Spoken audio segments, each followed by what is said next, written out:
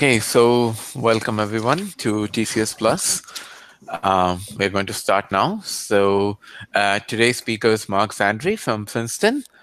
Before we start to talk, the usual things. So during the talk, you'll be muted, but if you have any questions, please feel free to unmute yourselves and ask the question. The organizing team, apart from me, it's Aded Regev, Thomas Vidic, Gautam Kamath, and Clemo Kanon. And 2 weeks from now, we have Jerry Lee. And so now I'll go around the table and introduce all the groups. So first is the group from Northwestern, not too far from here. Hey, guys. And then there's K. Gopalakrishnan from East Carolina. We can't see you for some reason. Then we have Oded Tregev from NYU. Piyush Srivastav, leading the group from Caltech. Shawasrao from NYU. Then we have Saina from University of Michigan. Then we have Surashai from Michigan State. So close to each other, I suppose. And then we have Sudhakar from IIT Gandhinagar. And that concludes the introduction. So okay, so today's speaker is Mark Zhandry. Mark is now an assistant professor at Princeton. Prior to this, he was a postdoc at MIT, and he finished his PhD from Stanford, advised by Dan Bonet. So Mark has worked in a variety of things in cryptography, most notably in quantum cryptography and traitor tracing and a bunch of other topics. And today he's going to talk about magic of ELFS. So Mark, welcome. Thank you, and thanks for inviting me to talk here. So let's see. So here, the motivating example for this talk is something called a pseudorandom number generator, and a particular one called dual EC DRBG. I won't go into the specifics of how it works, but the spec for the protocol contains 2 points, P and Q, on some elliptic curve. And it's actually been known for some time that if you know the discrete log of Q relative to P, so if you know some S such that Q is P times S, then you can actually break the security of this protocol. Just one thing, Mark, sorry for interrupting you. So that, Anidya, can you please undo the presenter mode on Sudhakar? Because we're only seeing Sudhakar. There's a presenter mode. Okay, let's see. I'm trying to just click on Sudhakar and yeah. Okay, so okay, I'm not able to somehow now see all the participants. Somehow all of that is gone. Okay, so okay. Okay. Do you see Sudhakar? Got it. Okay. Oh, is okay. it better now? That's good. Yeah. I'm sorry. Mark, can you go back a few slides? I'm sorry for this. Okay, start over. Yeah. Okay. So the motivating example for this talk is something called dual EC DRBG. This is a pseudorandom bit generator that has been standardized or used to be standardized.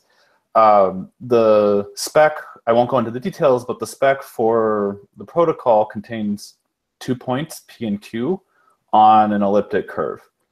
And it's been known for a while that if you know the discrete log of these points, so if you know an S such that Q is P times S, then you can actually break the security of this protocol. So the problem is, how do we guarantee that the spec writer chose these points in a way that they don't actually know the discrete log? And this was one of the things that came out in the Snowden revelations, was that the NSA actually probably did generate these 2 points knowing the discrete log, and hence had a backdoor into this protocol that no one else had.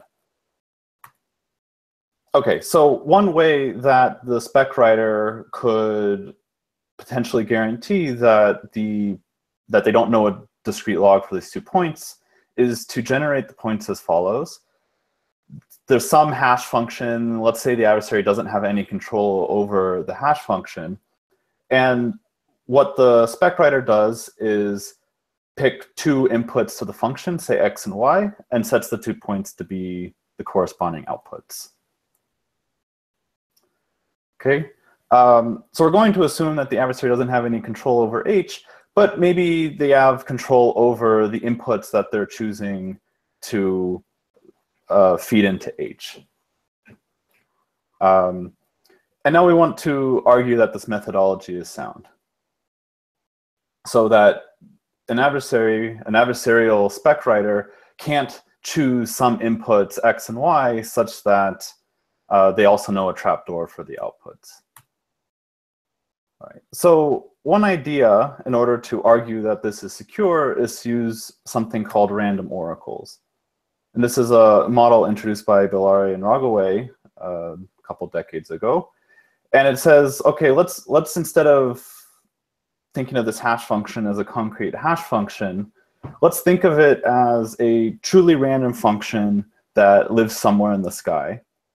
And nobody knows the random function, but everybody can query this function on inputs of their choice. And what they will receive is the corresponding output of the random function. So if we model H as a random oracle, this methodology actually works. So our adversarial spec writer chooses two inputs arbitrarily, sets the points to be the output of these inputs, and publishes the 2 points as well as the corresponding inputs that are, in some sense, proofs that the points were generated honestly. And then if Alice wants to verify, she can just query this random oracle on the 2 inputs and verify that the result are actually the 2 points of interest. And if you model the H as a random oracle, you can show that this methodology is actually sound, that the adversary can't keep querying on point. If he just keeps querying on points, he'll never find 2 of them that he'll know a trapdoor for. Okay, so random oracles are actually a very powerful tool in crypto, and they come up a lot of places. So one example is the one I just described, where it's hard to find outputs, known outputs of a random oracle for which you also know a trapdoor. Random oracles are also great extractors, even for computational unpredictability. So if there's some random string X, and I give you some one-way function on X, so given the string you can't predict what X is, then O of X is actually pseudo-random from your perspective, even given this leakage, this one-way function of X. And then lastly, there's many applications, but one other one that we will be considering today is converting selective to adaptive security for signatures and identity-based encryption schemes. I won't really talk about formally what this means, but basically you can enhance the security of a signature scheme or identity-based encryption scheme by first hashing the message before signing or hashing the identity. Okay, now, unfortunately, random oracles don't exist. Even just writing down a truly random function will take an exponential amount of space because you need to specify every single output of the function on exponentially many inputs. So a proof in the random oracle model isn't really so much a proof as a heuristic security argument that as long as the hash function doesn't have any structural weaknesses and the only way to use it is the only way the adversary uses it is to query it on inputs of their choice, then the protocol should be secure. Unfortunately, this heuristic is actually known to fail in some cases. There are some pathological examples where a random oracle proof just can't be instantiated no matter what properties the hash function you're actually using instead of the random oracle satisfies. Okay, so if we don't want to rely on heuristic arguments for why a protocol is secure, we really need a standard model definition for a hash function that captures whatever use case we're interested in. So in the standard model, there are a variety of possible security notions for a hash function h. The first category I'll talk about is just very standard definitions. So these are things, let's assume our hash function is just a one-way function, so given output is hard to invert, or assume it's a PRG, meaning that the output on a random input looks like a truly random output, or truly random string, or collision resistance, that it's hard to find two inputs that map to the same thing. These definitions are very simple. They're easy to state. We know how to build them from a variety of plausible cryptographic assumptions. But unfortunately, in terms of using them to instantiate random oracles, they have limited usefulness. And for a motivated example, none of these standard definitions will suffice. So then it's also possible to consider more exotic definitions. These are things like UCEs or certain very strong notions of one-wayness or pseudo-randomness. And these definitions are useful for some random oracle constructions. We'll see later a definition that captures this use case of generating parameters without a trapdoor. However, these strong definitions typically in the literature have required just making what I'll call tautological assumptions. So take your favorite hash function and just assume it satisfies whatever security property you're interested in without really any formal arguments. Mark? Yes. Can you give us a hint as to what goes wrong with, say, something like a pseudo-random function? So the problem with the pseudo-random function is you want everybody to be able to verify that the output was correct. So you need to actually publish the key to the PRF. Okay, that's bad. Right. Now, take your favorite pseudo-random function and publish the key. I don't know that there's necessarily an attack, but we don't know how to prove it based just on the assumption that you had a PRF, because now the key is public. Yeah, then probably things can go wrong. Like if it's also a PRP, you can convert it and so on. Mm-hmm. Right, exactly. Okay. So there's another problem with a lot of these exotic definitions, and that they're really better classified as an assumption family rather than one assumption. So for example, here's the definition that I'll be referring to as a strong PRG. The definition itself is actually parameterized by a sampling algorithm that just you run it on, flip some random coins, and it'll spit out an X and some auxiliary information about X. We will make the assumption that this sampler is such that X cannot be predicted given the auxiliary information.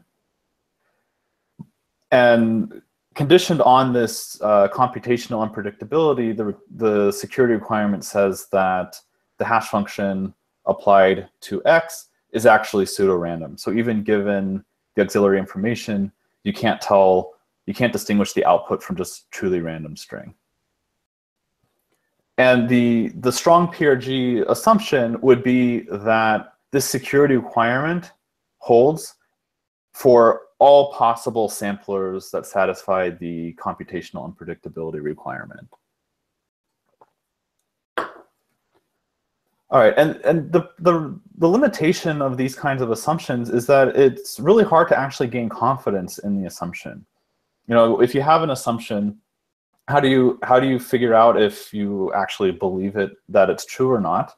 Well, the obvious thing would be to spend a lot of effort trying to attempt cryptanalysis, or maybe you post a challenge on the web so a bunch of other people can try to break it, and you offer financial reward for them to do so, and then if no one's able to break it after some time, you're pretty confident that your assumption is actually valid. But the problem is, which S do you target? If I'm going to post a challenge, I have to give some auxiliary information about X and publish that as part of the challenge, but what auxiliary information do I give? Basically, for every S that I want to consider, I'd have to post a different challenge. And this makes gaining confidence in the entire family of assumptions very difficult, because there are an infinite number of possible sampling algorithms. And then there's also a potential issue that while maybe for all the natural S that you try, turns out that it's hard to cryptanalyze and their assumptions actually believable, but maybe for some pathological samplers that you haven't yet considered, the assumption is actually false, that maybe no possible hash function H actually satisfies the definition for that S. And if these exist, then the assumption family as a broad family is actually false, and it becomes very hard then to decide what is the proper subset of samplers for which we want to have our security definition. Okay, and this weakness is not just for the strong PRG example that I've described. A lot of the exotic assumptions on hash functions like UCEs and others also suffer from this limitation where they're a very strong assumption family. Okay, so I don't mean to say that these are bad properties to have. These strong PRGs are very useful security properties. It's just that starting from the assumption of that a hash function satisfies this property is highly undesirable, because we have no real way of gaining confidence of it other than through extensive cryptanalysis. So the better scenario is that you can actually derive a hash function that satisfies these strong security properties, say for every possible sampler in the PRG case, but it's built from underlying tools that are very simple and very well studied and only rely on one assumption or maybe a couple of assumptions, and then you can just post challenges and try to cryptanalyze this one assumption, and as long as it's true, then you derive all of these strong security properties. Okay, so in this work, we give one way to do this for a handful of applications, and this is using a new tool that we call extremely lossy functions, or ELFs. Okay, so before defining what an extremely lossy function is, I just want to recap on what a standard lossy function is. This is a notion defined by Pikert and Waters. And so a standard lossy function is a function where there are two modes. There's an injective mode. So I generate the key for the hash function such that the hash function defined as injective, or I generate the hash function such that it's lossy. So the actual set of images is much smaller than the domain. And the security requirement here is that if I give you an injective function or I give you a lossy function, that you can't actually tell the difference, that these two functions are computationally indistinguishable. So just some notes, because these will be important distinctions when we get to extremely lossy functions, is that the lossy mode of the function is typically exponential in size. And for most of the applications of standard lossy functions, you actually want a trapdoor in the injective mode. So when I generate the injective mode version, I generate it along with some information that allows me to invert the function. So given an input, I can actually recover given an output, I can actually recover the pre-image. All right, so an extremely lossy function is a lossy function where the lossy mode is actually so lossy that the image size is polynomial. So as I said on the last slide, the lossy functions usually think of the image size as being exponential. Here we're actually going to have it be polynomial. And yet you still want computational indistinguishability. Now there's a problem with what I have on the slide right now, and that's that if the image size is polynomial, there's actually a polynomial time attack that distinguishes these two modes. And it's very simple. Basically, I just take the function and I evaluate it for myself on a bunch of points. Once I query it on more points than the total number of images in the lossy mode, if I were in the lossy mode, I'll find a collision. I'll find two inputs that map to the same output. But in the injective mode, we know this never happens. Mark? Yes. So these this injective mode and lossy mode, so there's a correlated way of sampling like one function from the injective mode and one from the lossy mode, or they're completely one family of injective mode functions and one family of lossy mode, and I give one from the first one, one from the second one, and you cannot distinguish. Yeah, so there are two different ways of sampling a hash function. One way is it just gives you an injective function, and the other way it gives you a lossy function. And if I give you a function from one of the two ways of generating it, I can't tell the difference.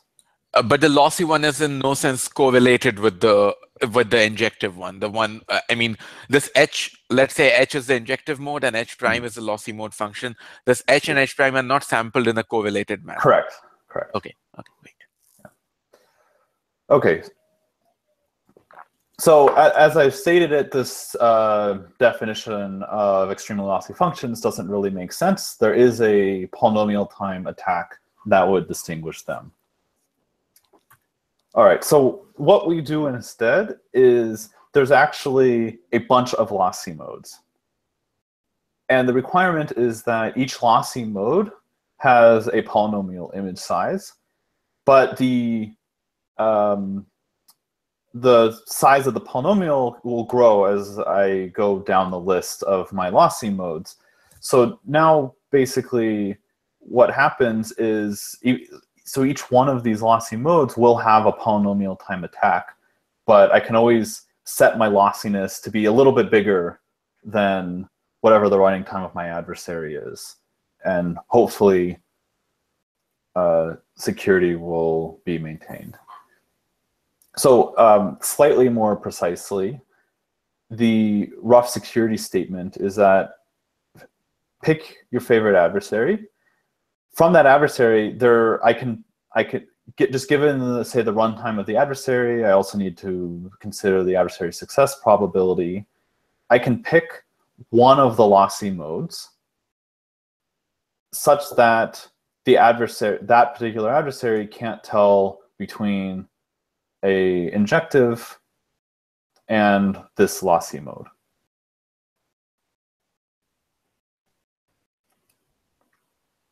So in standard lossy functions, there's just one lossy mode that's sort of secure for all adversaries. But in the extremely lossy setting, we know we can't have that. So instead, we pick our lossy mode based on the adversary. We pick exactly how lossy we are based on the adversary's runtime. Okay, so now let's see how we can actually construct this object. The starting point for constructing this object is something that I'll call a bounded-adversary ELF. So here it's a simpler object where we actually say let's bound the running time of the adversary to some a priori fixed polynomial bound.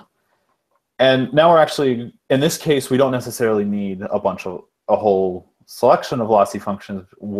It's potentially the case that only one lossy function suffices, so long as the image size is sufficiently larger than this bound. And it turns out that we can actually build these rather easily based on existing lossy functions from the literature. And this is roughly how it works. So it's going to be, the lossy function is going to be built from elliptic curves.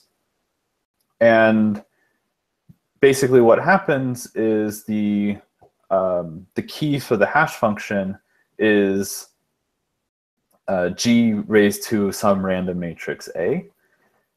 And from this, and given some input in zp to the n, we can compute the value g to the a times x.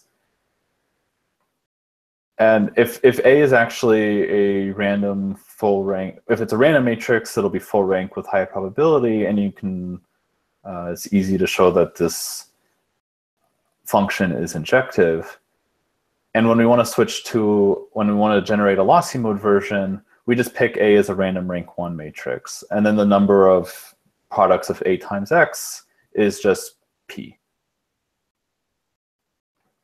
So if we want to make this lossy function have a polynomial image size, we need to set P, the group order, to be some polynomial. And this should give you some pause. Security for elliptic curves and basically any group really usually relies on the image size being exponential, because in polynomial time, if the image size, if the group order is just polynomial, you can iterate over all group elements and break most of the computational assumptions that you are interested in. However, if we're actually willing to assume a very strong assumption, something called the exponential decisional Diffie-Hellman assumption, this basically just says that solving problems on the elliptic curves requires time exponential on the size of the group elements, which is polynomial in the size of the group. Then if you're willing to assume this assumption, then the modes are actually indistinguishable to polynomial time adversaries. And this, the proof of this follows in a straightforward from prior work. Okay, so I want to shelve the discussion of how plausible this exponential DDH assumption is till later in the talk, but let's just, for now, assume that pretend it's a reasonable assumption. So the next step is we take the bounded adversary ELFs and string them together to create a full ELF. And the way we do this is basically we have a bunch of these ELFs at different security levels, so different group sizes.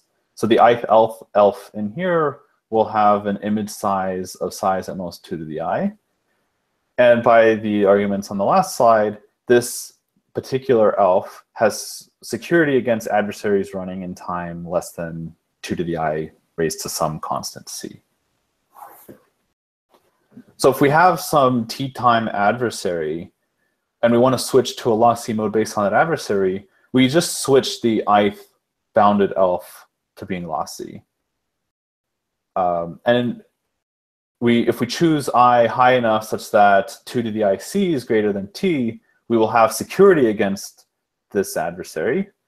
And at the same time, if our adversary is polynomial time, so t is polynomial, the image size will be some polynomial as well. Right? So as I've described it, this doesn't quite work because the way that these bounded ELFs work is they, even though they're injective, they do expand the output, and they expand it too fast, sort of grows, everything will grow exponentially as I string these ELFs together. But it's not too difficult to show that by hashing the output with pairwise independent functions every time, you can keep the output small and preserve all the properties that you want. I'm kind of close to there. Can you explain what you mean by string them together? How do you combine the different? So my overall ELF is going.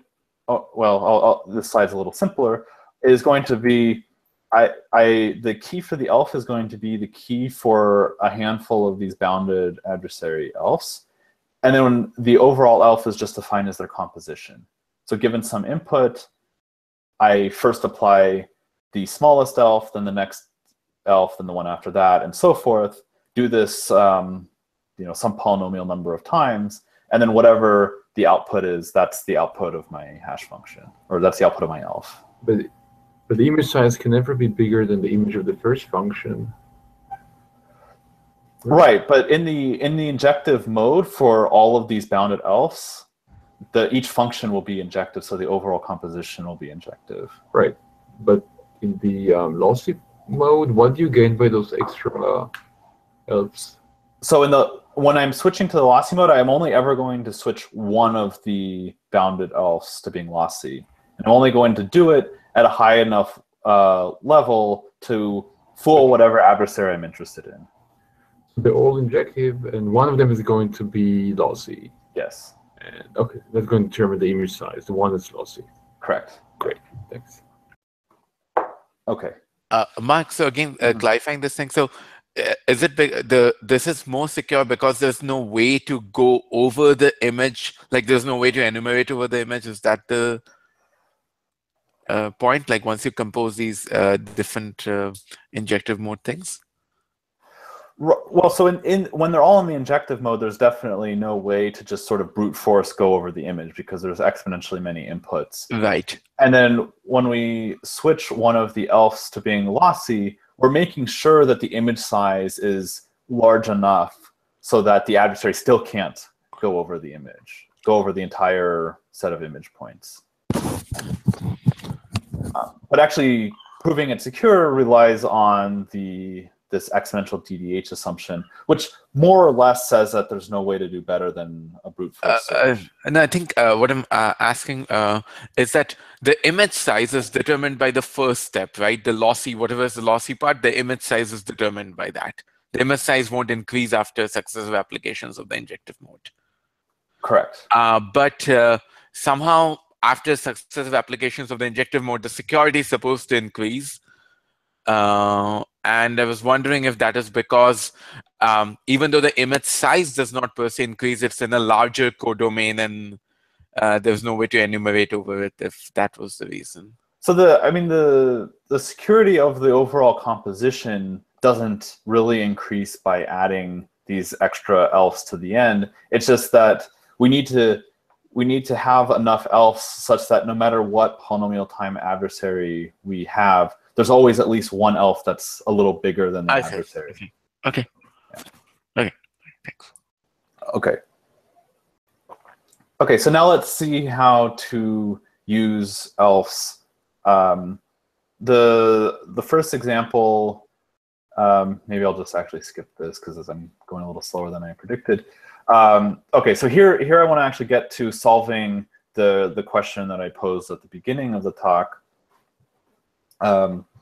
Which is coming up with a hash function where the adversary is free to choose inputs to the function and is trying to choose them in a way such that he has a trapdoor for the outputs. So here's a concept that I need to define in order to actually give the definition. So by the way, I call these hash functions output intractable. So first, let's consider some relation R. Think of this as an NP relation, except where the instance, I'm logically breaking it up into k different components. And what I want out of this relation is that if I choose the k components of the instance at random uniformly and give them to an adversary, that the adversary shouldn't be able to come up with a satisfying witness.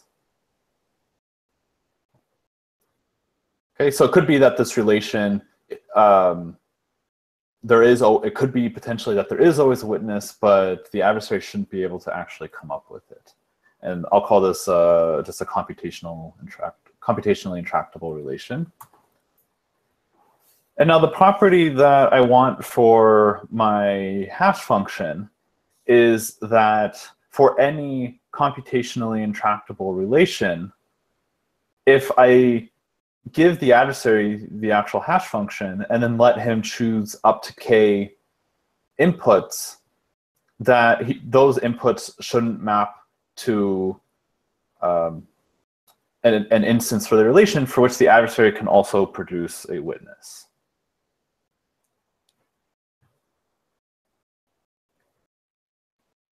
And this really does seem to capture using the hash function to generate common reference strings. So for example, in the elliptic curve example at the beginning, the relation is something along the lines of, the instance is P and Q, the witness is their discrete log, and the relation just checks that the discrete log is correct. And if your H satisfies output intractability for k equals 2, it means that no matter what inputs he comes up with, he won't be able to find a discrete log. All right. So the one-ary case, the case where k equals 1, is rather uninteresting. The description of your hash function could just be a random string, and your hash function could just always output that random string on any input. And this trivially satisfies the definition of output intractability for k equals 1. We also probably want at least to have collision resistance in our function. We want it to be a reasonable function. And collision resistance is actually implied by the binary case. And for the elliptic curve example, we actually also want the binary case anyway. The binary case is actually very simple. I just take my ELF and compose it with a pairwise independent function. So whatever the input to the hash function is, I just apply this ELF and then compress it with the pairwise independence. And this actually generalizes very readily. For the three-ary case, I just use a three-wise independent function, use a four-wise independent function, and so on and so forth. Okay, so let's actually see how to prove this. The proof is not too complicated. So let's assume toward contradiction that there is an adversary that produces an x1 and an x2, such that x1, when I pass it through the function and gets y1, x2 passes through the function, gets y2, and then the adversary also generates a witness w.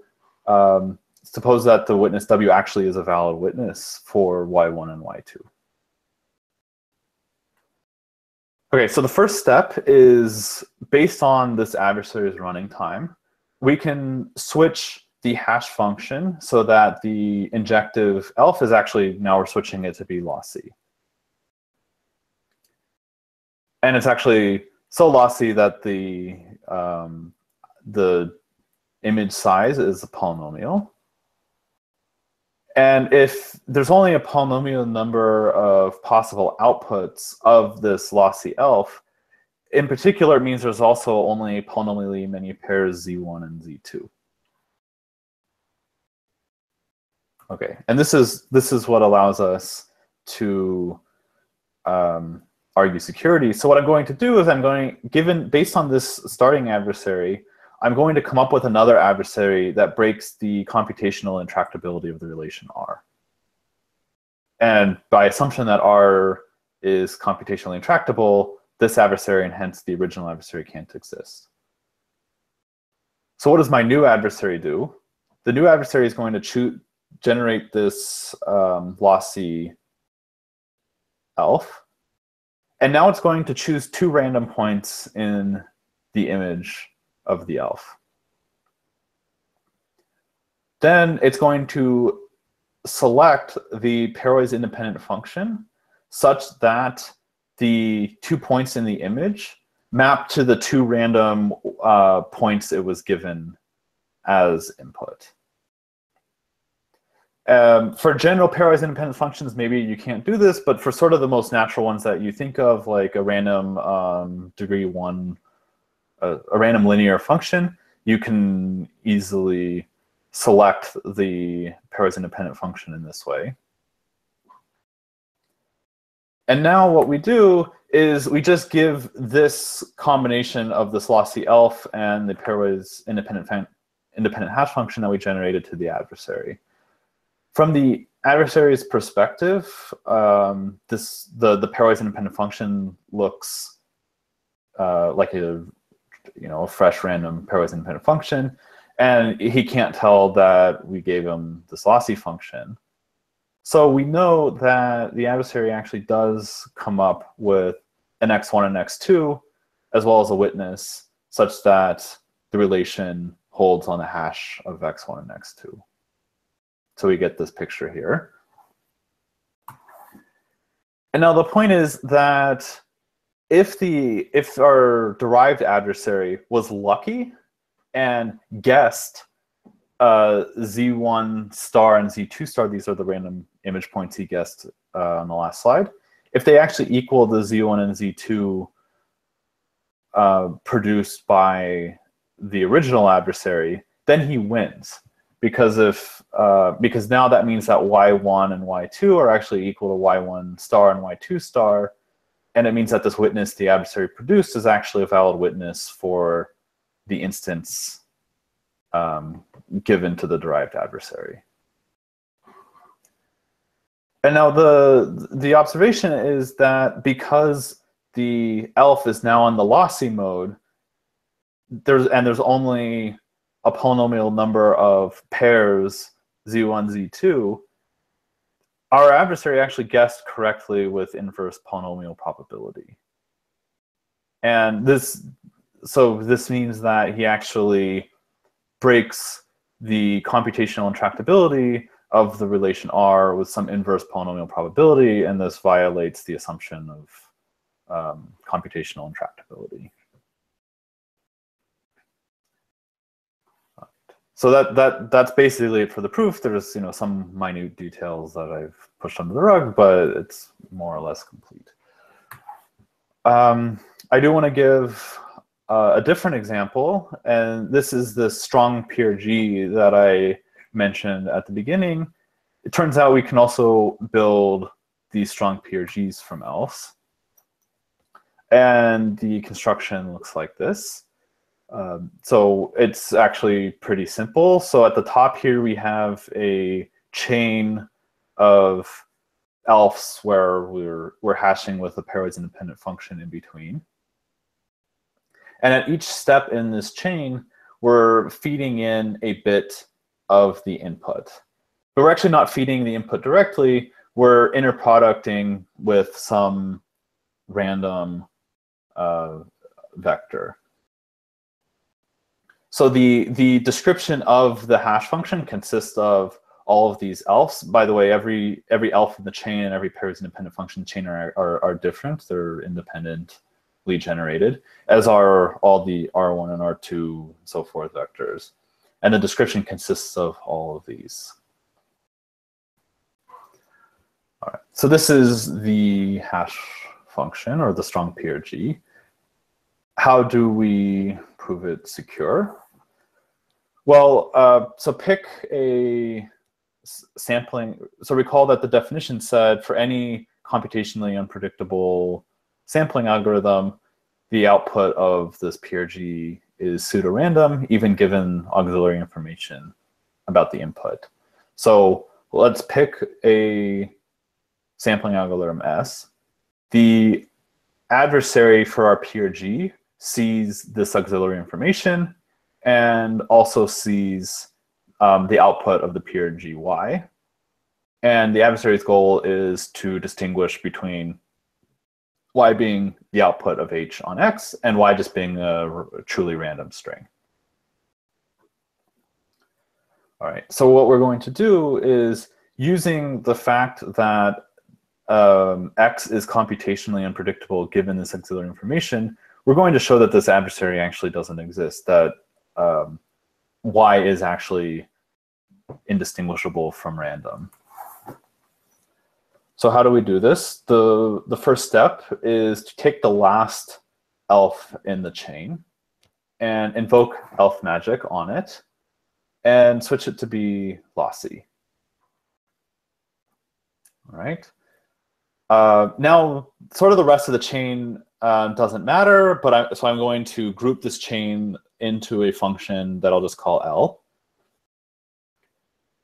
And what we see is that the last step of this function L is to apply a lossy mode ELF. So L actually has a polynomial image size. And what a polynomial image size allows us to do in this case is argue that even if I give you L of x, in addition to the auxiliary information, x still remains unpredictable. This is a pretty straightforward lemma. Basically, you just if it basically follows because you can guess the output of L of x with inverse polynomial probability. All right. So what this means is that actually the entire view of the adversary, even if we give the adversary L of x, we give them the auxiliary information, everything, that x still remains computationally unpredictable. And so what we can do is we actually see that this this inner product here is really a Goldreich-Levin hardcore bit for x. And because x is unpredictable, we can apply Goldreich-Levin and replace it with a uniform random bit. All right. So now we open up L again. We apply ELF magic in reverse. And what we see is we're back to where we started. We're back to the original scheme, except the last bit now we've replaced with a random bit. And all of these changes that we made were undetectable to our adversary. So what we do is we just keep repeating and move down the chain. So we take the next ELF, replace it with Lossy.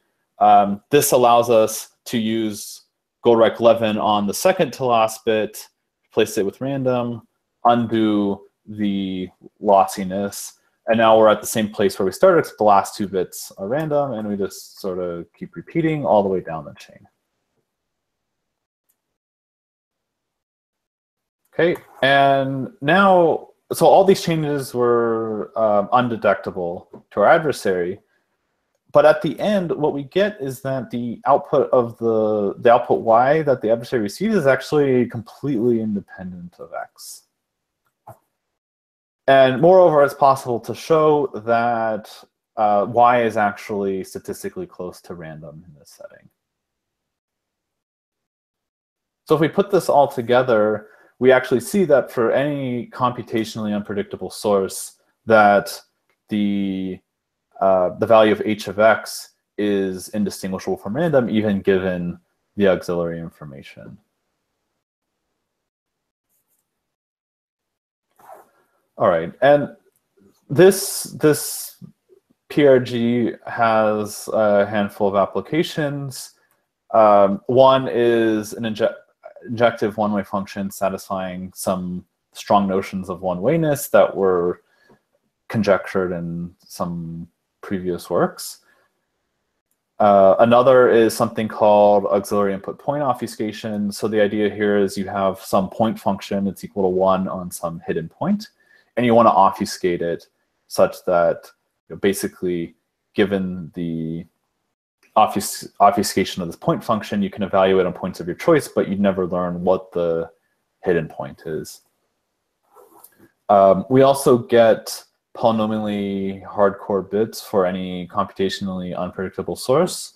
This was basically only known from these UC things or from very strong forms of obfuscation, which are extraordinarily inefficient, not to mention that the assumptions are not necessarily the nicest assumptions.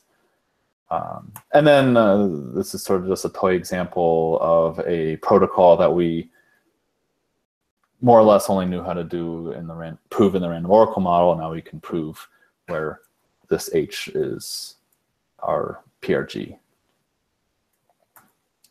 All right, and we give a few other applications in the paper, as well as the precise proofs. So before wrapping up, I do want to discuss this assumption that we're using, this exponential DDH assumption. It's for sure a non-standard assumption. Usually in crypto, we only consider adversaries running in polynomial time. However, I think the assumption is still very reasonable. There's no, as opposed to some of these exotic assumptions that I was mentioning before, where they actually have sort of 1 out of 2 barriers saying, okay, if this assumption is true, then something else is false. I'm not aware of any barriers to exponential DDH. And actually, DDH is commonly used in crypto in practice. And in practice, the parameters of protocols are basically set assuming that the exponential DDH assumption holds. And if it turns out that there were sub-exponential time attacks on DDH, then a lot of the crypto that's actually used out there today would be insecure at the security parameters given. So I think it's a very reasonable assumption to make, though non-standard. So the next question you might be wondering about is this exponential hardness actually necessary? And I want to argue that it is. So I'm going to informally define this object barely NP, where pick your favorite superlogarithmic function, and barely NP is NP problems that are solvable with this amount of non-determinism. So what it's saying is these are problems where brute force is not quite polynomial time, but very close to polynomial time. And it turns out that exponential, basically the hardness of this barely NP object is really a scaled down version of exponential hardness. And in particular, exponential hardness actually implies that this class of problems has hard problems in it, regardless of what actual superlogarithmic function you use. But even sub-exponential hardness doesn't get us this. So here's sort of a straightforward proof of the first line. So fix your favorite superlogarithmic function. And now suppose that actually NP with this amount of non-determinism is equal to P. What it means is the following problem is in P, namely inverting a one-way function on this many bit inputs. Because this is clearly, this one-way function is clearly in NP with this amount of non-determinism, where your non-determinism just says what input you're interested in. And then we're saying this is easy. However, if your one-way function is exponentially hard, it means that inverting the one-way function takes some exponential function in f of n time. And by the assumption that f of n is superlogarithmic, this is actually super polynomial. So this is a contradiction, right? So the for any superlogarithmic function, inverting takes super polynomial time. And therefore, it can't be in P. And if you try to do this for a one-way function that you're only assuming is sub-exponentially hard, you'll run into trouble, and it'll only work for large enough functions f. Okay, so I'm going to use this barely NP object as sort of a proxy for whether exponential hardness is necessary. And it turns out that ELFs actually imply a separation. So for any superlogarithmic function, ELFs mean that there are hard functions with that solvable with that amount of non-determinism. So this suggests that some exponential hardness assumption really is inherent in ELFs. But actually, this is not so much a limitation of ELFs as a limitation of the applications, because it turns out for many of the applications considered, we also get hardness for this barely NP object. So anything that we were going to use to actually construct these objects already needed to imply barely NP hardness, and therefore seems to require exponential hardness. So both the applications we talked about today imply P not equal to barely NP, for example. Okay, so that's basically it. So just as a summary, in this work, we use this exponential DDH assumption to come up with this new object called ELFs and use them to demonstrate some interesting applications. mostly involving instantiating random oracles. So some of the biggest open questions are, can we build ELFs from other assumptions? This actually seems like a hard task. Most of the other number theoretic assumptions that we actually have sub-exponential time attacks on, and therefore it seems unlikely that we can use those to build ELFs. On a related vein, these ELFs are clearly not secure once you have a quantum computer, because DDH is false against quantum computers. So can we build ELFs that are secure even if the adversary has a quantum computer? And finally, just seeing what other applications of ELFs are out there. All right, so that's it. Thank you. Thanks, Mike. Do we have any other questions?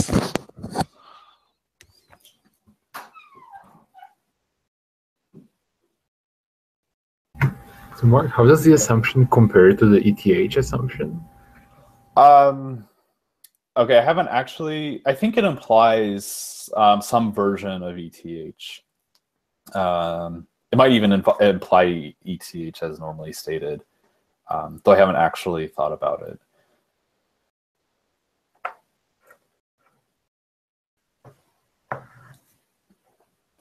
So you can have some sort of so there's a DDH assumption on any group, right? Yes. So is the DDH assumption on the elliptic curve, like, can it be broken by quantum attacks?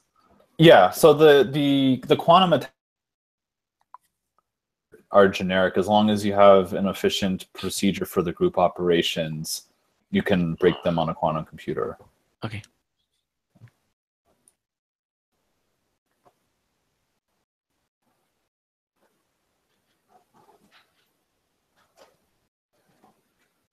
Any other questions?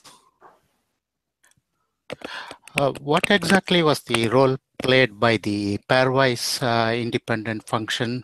I didn't quite get it at an intuitive level.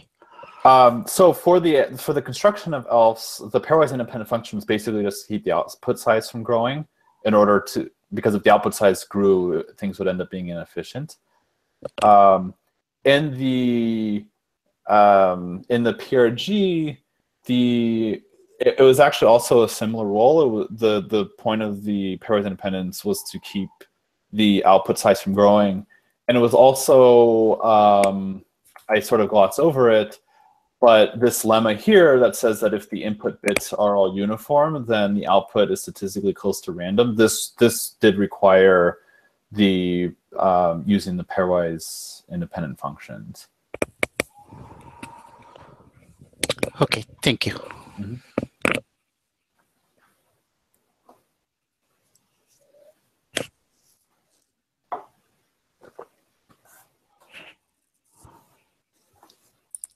So if there are no more questions, then I'll take this offline now. So before we finish, just again a reminder that 2 weeks from now we'll have Jerry Lee. That will be the last talk of the semester.